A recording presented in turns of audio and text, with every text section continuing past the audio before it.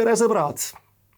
Lisaks tele- ja raadiosaadetele on meie nutiseadmed vallutanud ka podcastid ja vodcastid. Mis need täpsemalt on ja miks need on osutunud nõnda populaarseks? Mis vahe on raadiosaatel ja podcastil ja telesaatel ja korralikul vodcastil? Teeme selle asja selgeks. Tere tulemast vaatama!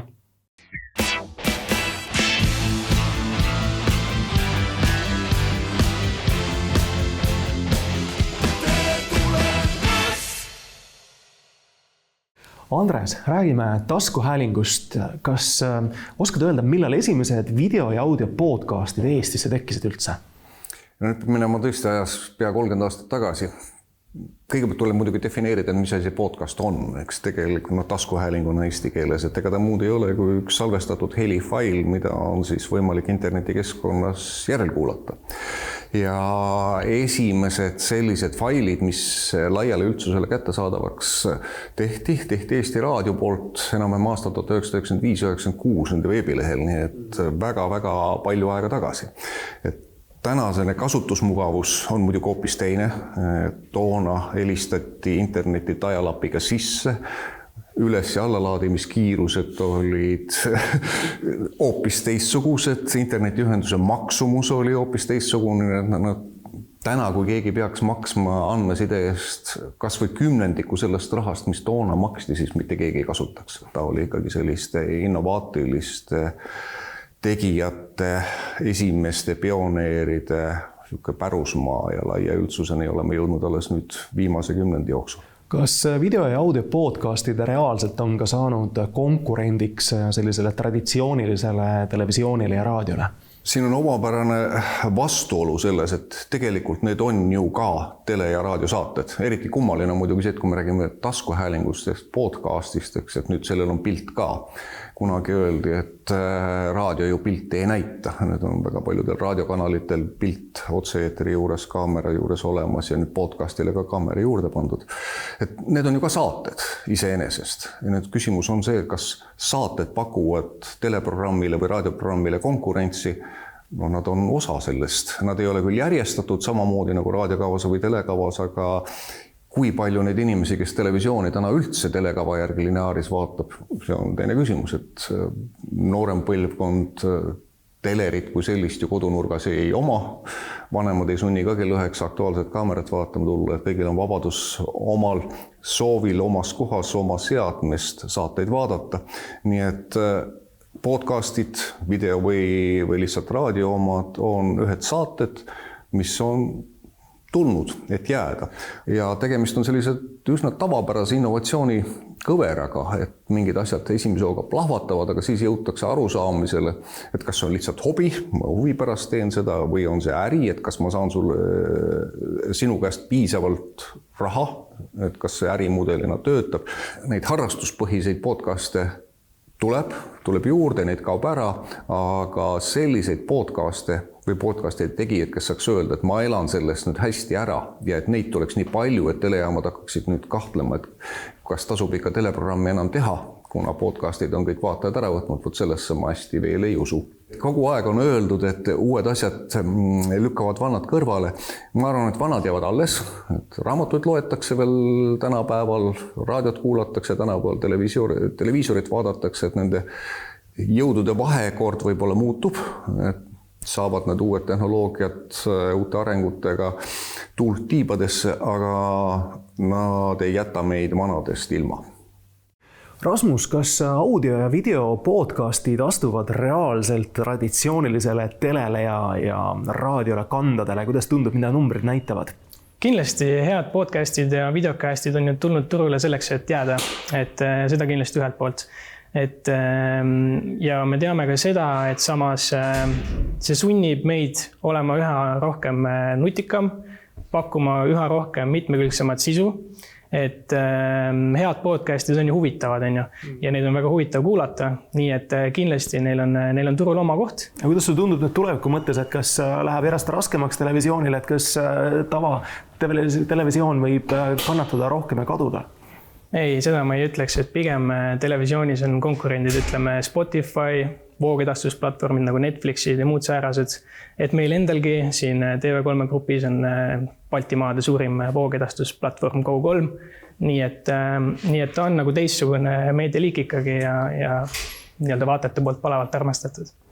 Mille nimel siis lõppude lõpuks ikkagi konkureeritakse, et ööpäevas on ju 24 tundi, me ei ole rohkem, ei ole vähem? Ja eks see kindlasti olegi see sama ekraani ja meediatarbimisaeg, mis on näha tegelikult, et iga aasta ta muutub aina mitmekesisemaks, et tuleb uusi kanaleid, uusi väljundeid, et kui alguses me rääkisime sotsiaalmeediavõrgustikest nagu Facebook, YouTube, Instagram, siis nüüd meil on uued liigid ja nüüd on tulemas peale tehisintellekti areng, eks ole, mis kindlasti seda mõjutab. Nii et kui vaadata nagu kogu turgu laiemalt ja seda ekraani ja meedia tarbimisaega, siis kahtlemata on just podcastidel seal väga oluline koht täita.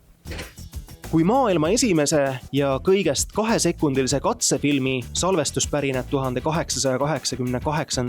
aastast Inglismaalt, siis esimese moodsa ja videokaamera tõi turule Sony aastal 1980.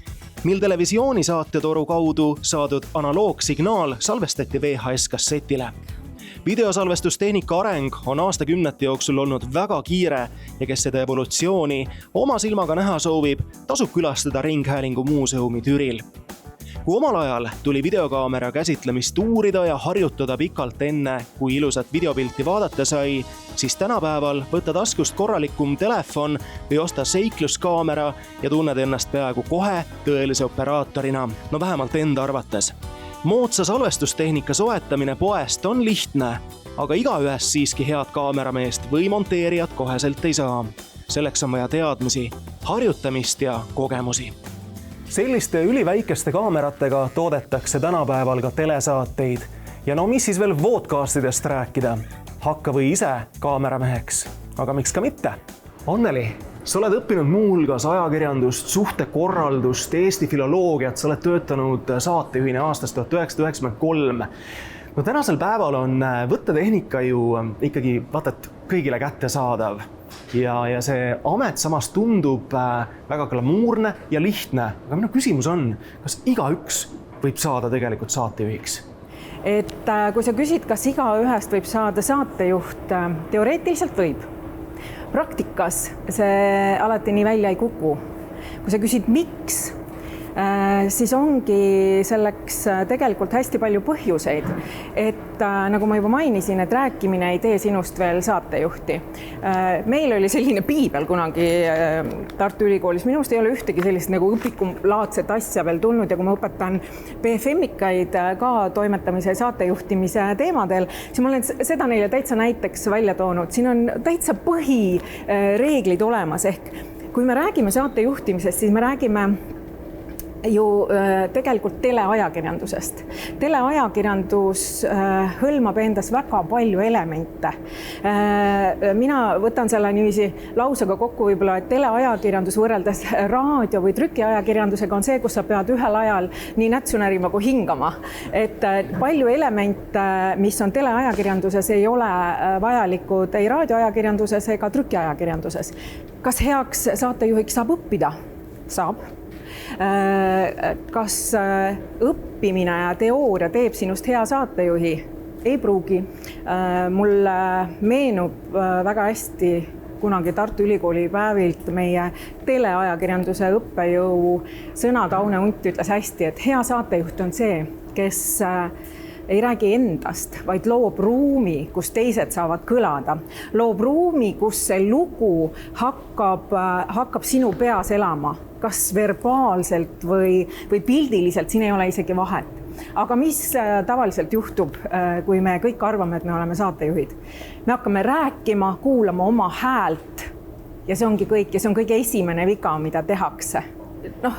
Mis elementidest me räägime? Me räägime mitte ainult sellest, mida sa räägid. Ehk hea saatejuht peab valdama vaieldamatult teemat. Hea saatejuht peab olema empaatiavõimeline. Hea saatejuht peab oskama kuulata. mida teevad algajad sageli, kui nad intervjueerivad kedagi, nad ei kuula, nad on nii kinni oma nendes küsimustes, mis nad on ette valmistanud näiteks ja mis juhtub siis? Juhtub see, et kui vaataja, kes kuulab sind teles või teleekraani vahendusel, tema kuulab sind ja ta tahab juba mingit saada edasi, kas küsimust või konflikti või mingisugust edasiarengut. Ja kui sa selle lõhud ära sellega, et sa ei kuula ja ei lähe sealt edasi, siis sa kaotad selle vaataja. Ehk see on ka väga oluline. No ja kui me räägime üldse veel intervjueerimisest, no see on täiesti eraldi peatükk ja seda näiteks BFM-is me võtame ka täiesti eraldi loenguna, et seda ei saa isegi saate juhtimise ja toimetamise juurde panna, see on täiesti eraldi hästi suur peatükk. Kuidas intervjueerida, kuidas hoida tempot, millal kiirendada, millal aeglustada, millal kaasa tunda, millal tulla vahele sellega, mida sa arvad õigeks pidavateks. Teleekraan võimendab mitte ainult sinu suurust ja kaalu, vaid ta võimendab ka sinu mitte päris olemist. Ehk kui sa ei ole siiras ja kui sa ei tea valdkonda, millest sa räägid või mille osas sa kedagi intervjueerid, siis teleekraan, kaamera, silm toob selle väga-väga kiirelt välja. Et kui sa ei ole usutav. Mis aastast see raamat pärit on? See raamat on aastast, Tartu Ülikooli kirjastuse tõlge on aastast 96. 96 ja kui palju see televisioon või need põhimõtted muutunud on või üldtõed on ikkagi jäänud samaks? Kõik on jäänud üldse, kui sa tahad teha korralikult, siis saatejuht peab aru saama, kuidas töötada kaameraga, kuidas see visualiseerimise kunst üldse töötab. Ja siin on, kui me võtame siit, mis siin on, siin on ideest looni, on ju, planeerimine, jutustamistehnika, ega see on samamoodi tehnika, on ju, mis meil siin veel on, mis siin...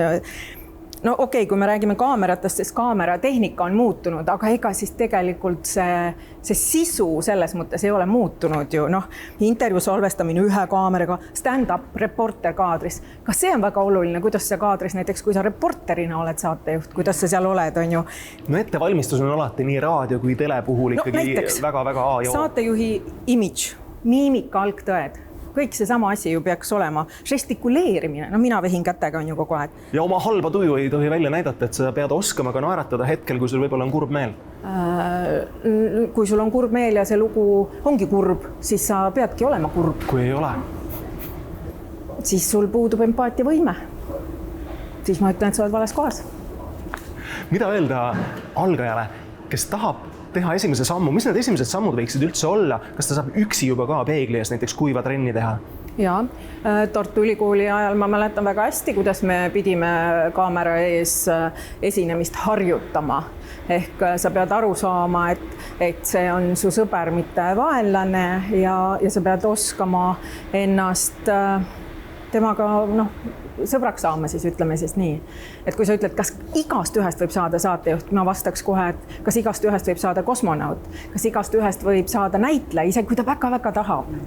Et seal on see sama kombo, mida ma juba ütlesin sulle, eks ju, tahtmine, siis isiksus ja praktika. Ehk teooria, isiksus ja praktika. Ja selle komboga saab päris palju asju ära teha.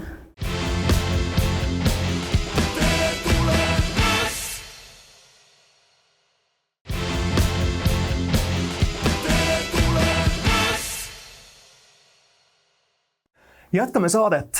Mulle tohutult meeldib inimestega rääkida, minu lemmiktegevus on intervjuud, aga ma pole oma elus mitte kunagi juhtinud mitte ühtegi podcasti ega vodcasti. Täna proovin ära ja saan teada, mis tunne on ise juhtida ühte vodcasti.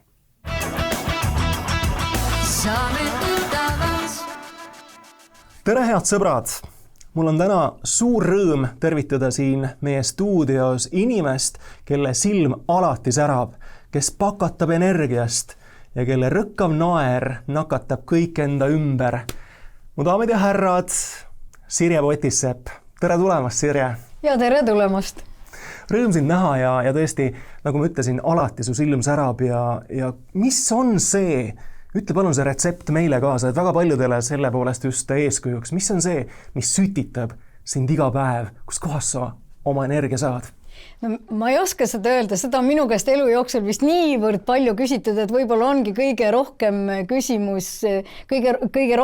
küsitud küsimus, aga ma tõepoolest, ma võin tõusta ükskõik millal, ma magan ju vähe, kes natukene mind rohkem tunnevad, nad teavad, et ma magangi tegelikult ka väga vähe ja ükskõik millal ma siis silmad lahti löön, ma olen kohe erk, ma olen kohe minemas ja omavahel öeldes mind väga häirib, kui keegi jääb minu tempost maha. No teades, kui sõbralik sa oled ja milline peohing ka, siis loomulikult igaüks ihkaks sind oma peole või galale, aga sind on ainult üks ja sa ei jõua igale poole. Ütle palun, kuidas sa vahepeal välja vabandad, et ei peaks minema? Ega ma ei peagi väga välja vabandama, nii palju kui ma ikkagi jõuan, nii palju ma käin ja kui ma ei jõua, siis mul on sellest väga kahju. Et jah, eks see ole üks selline suhtlemisviis ka ja ma pean tunnistama, et ma tunnengi ennast inimeste seas lihtsalt nii hästi, et pigem ka COVID ajal, kui kõik jäid kodukontoritesse, siis mul üks ja ainus kolleeg Toiduliidus praegu on ja temaga ikka naersime, et vähemasti me saame koos olla ja võtsime vastu otsuse, et me mõlemad ikkagi käime kontoris. Ja vaat siis ma tundsin küll, et ma olen ikka hullult sotsiaalne inimene ja ma tundsin puudust just nimelt sellistest suurtest rahvahulkadest, et mida rohkem inimesi, mul ei ole mitte mingi probleem minna täiesti võõraste inimeste sekka, sest sekundite jooksul on mul vähemasti juba 2-3 tuttavat, ma olen kõigiga jõudnud juba tuttavaks saada või vähemasti osadega ja ma usun, et ka jututeemasid on alati millest rääkida ja toit on ju ka alati see teema, mida minuga tahetakse rääkida, et kunagi endised Remedia kolleegid siis kunagi küsiti, et kuule, et iseloomustage Sirjet on ju, mul tuli lihtsalt praegu meelde see, siis nad ütlesid, et jaa, et Sirjega on ju lihtne.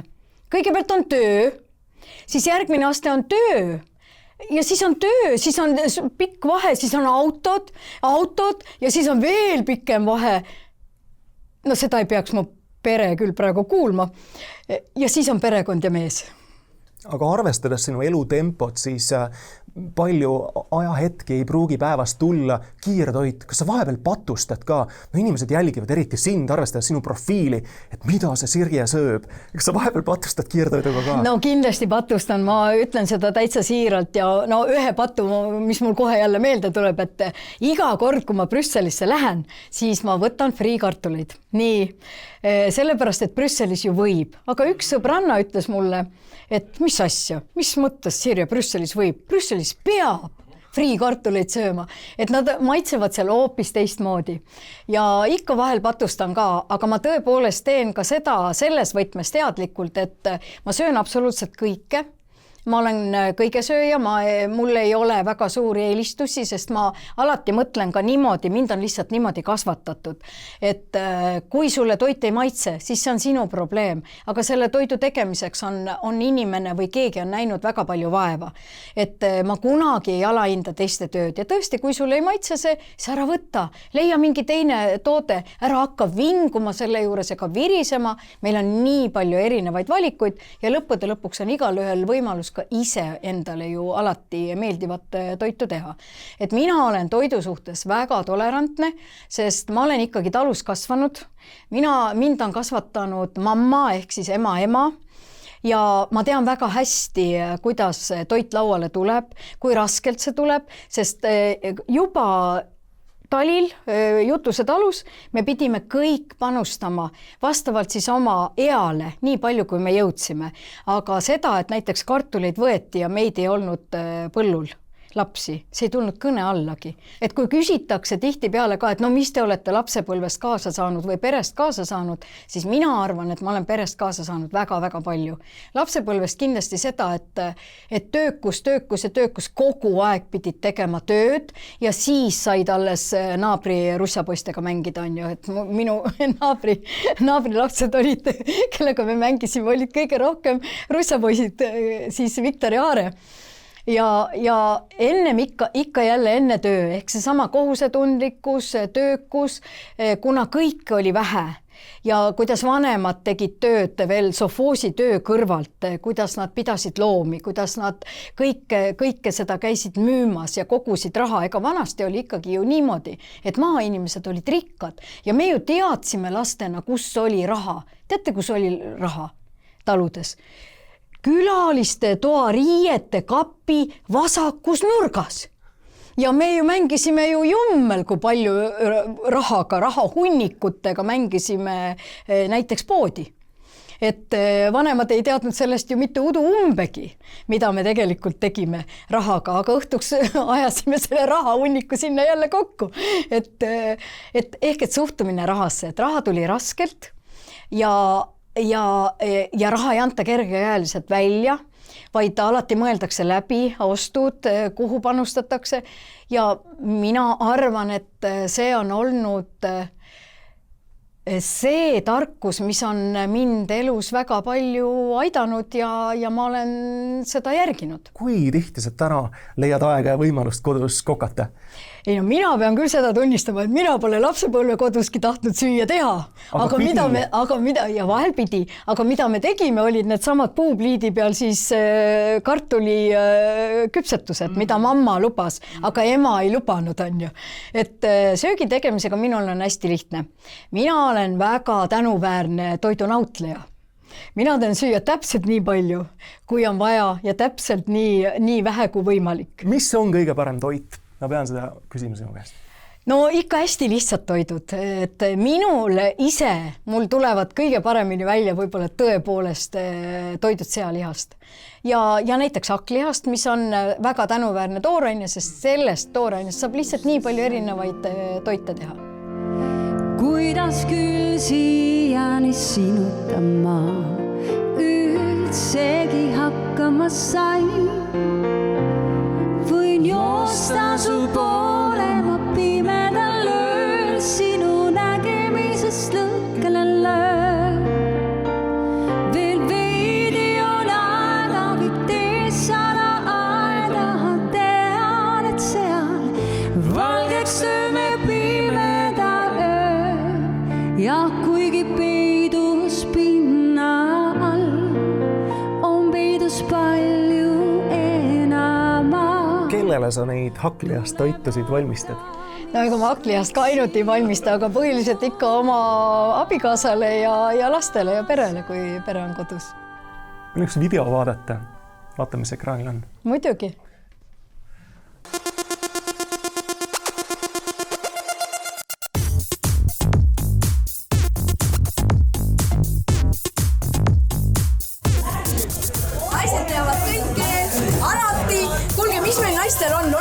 On ju.